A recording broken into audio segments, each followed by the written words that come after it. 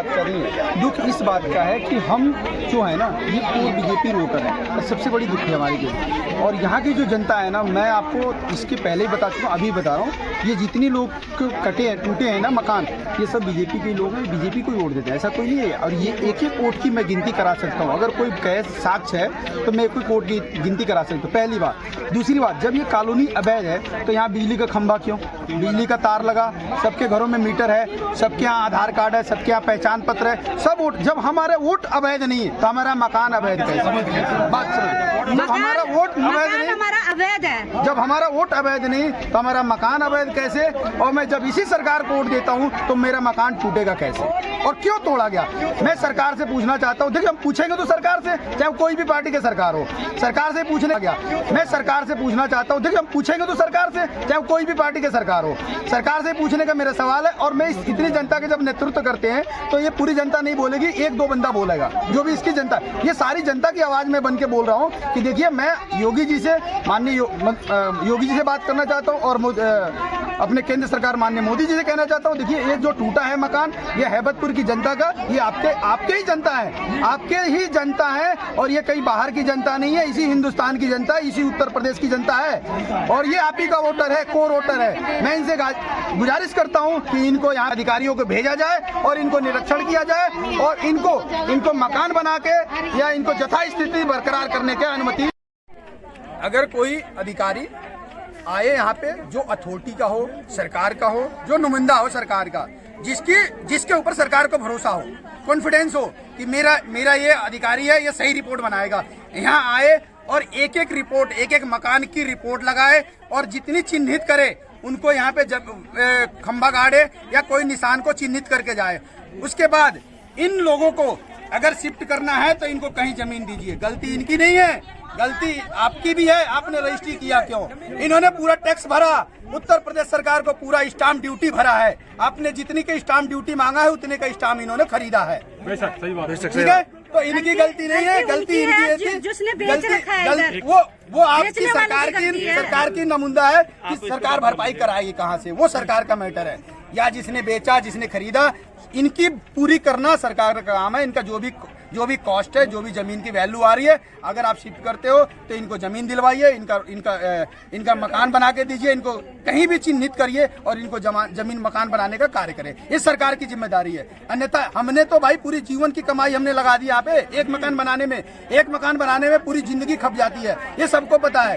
यहाँ पे जितने लोग रहते हैं, पूरे हैबतपुर की बात करो, सीओमी क्लब में बीबी और मियाँ और बीबी दोनों ही ड्यूटी करते हैं, छोटे छोटे बच्चों को छोड़ के। छोटे छोटे बच्चे 2-2 साल 5-5 साल के बच्चे घर में भूखे तड़पड़ाते हैं और दोनों 12-12 घंटे ड्यूटी करते हैं। इसी दिन रात के लिए ड्यूटी कर रहे हैं कि जो इनको मकानों पर बुलडोजर चलाया जाए। किस लिए ड्यूटी कर रहे हैं? अपने बच्चों को पालने के लिए ड्यूटी कर रहे हैं, अपने बच्चों का आशियाना बनाने के लिए ड्यूटी कर रहे हैं ना, कि हमारे बच्चे को घर बना के दूंगा, भविष्य में पढ़ेंगे लिखेंगे।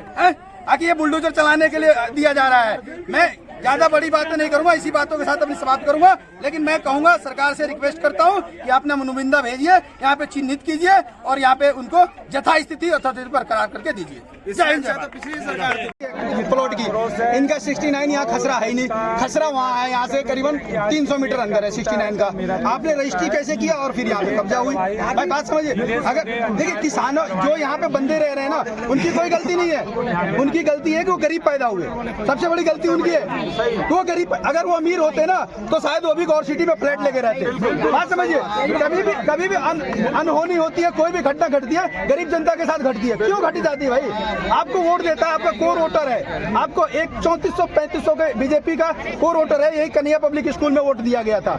इसीलिए वोट दिया गया था कि हमारे आशियाना को गिरा दो, इनको रोड पे खड़े कर दो लाके। क्यों किया गया इन गरीब के साथ में? भाई इसके मकान, इसने जिसकी मकान बनी है मेरे सामने वो रो रहा था, मुझे रात भर नींद नहीं, उसके मकान के टूटने के चक्कर में मैं खुद नहीं सोया, उसके मकान के चक्कर में वो बंदा मेरे सामने खुद रात भर रो रहा था। बताइए इसकी क्या गलती है? इसकी गलती ये है कि इसने मकान यहाँ बना लिया। बताइए इसका जवाब कौन देगा? मैं अथॉरिटी से कह रहा हूँ, मैं केंद्र सरकार, राज्य सरकार, मेरे दोनों जगह बीजेपी की सरकार है, मैं भी खुद बीजेपी का कार्य करता हूँ, लेकिन मुझे ये इसका भाई इसका कौन करे? अगला सफाई का काम करता है, ये 10,000 रुपये तनख्वाह है, इसके मकान का ठेका कौन लेगा?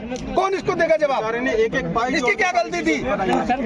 इसको जहाँ पे जगह दिया गया वहाँ पे इन्होंने मकान बना लिया, अपनी आशियाना खड़ा कर लिया। सरकार को गरीब के आंसू देखना चाहिए, और इस सरकार अगर नहीं देखेगी तो इस सरकार को हम दिखा देंगे। आने वाले समय में ये सरकार जो कर रही है हमारे साथ अत्याचार, ये बिल्कुल ही निंदनीय है। और माननीय योगी आदित्यनाथ जी से कहना चाहता हूँ कि इस सरकार ने तुम्हें बैठाया गद्दी पे, और ये उतार के भी बैठा सकती है। ध्यान रखना, गरीब के साथ अन्याय सही नहीं है। अखिलेश ने अगर गलती करी है, तो तुम वहाँ गलती कर रहे हो, ध्यान रखिए बात।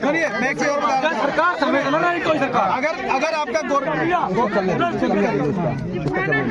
भैया ये गलत बात है। हर कोई पब्लिक खड़ी हुई है, हर आदमी ने अपना गहना बेचा, अपनी जमीन बेची, माएँ बहनें विधवाएं हो गई हैं, जिनकी बच्चियां छोटी छोटी हैं। मानियों के तहत इनको 2000 पैसे शादी के तुम इनके आसियाने तोड़ रहे हो, बहुत ही ज्यादा अन्याय है।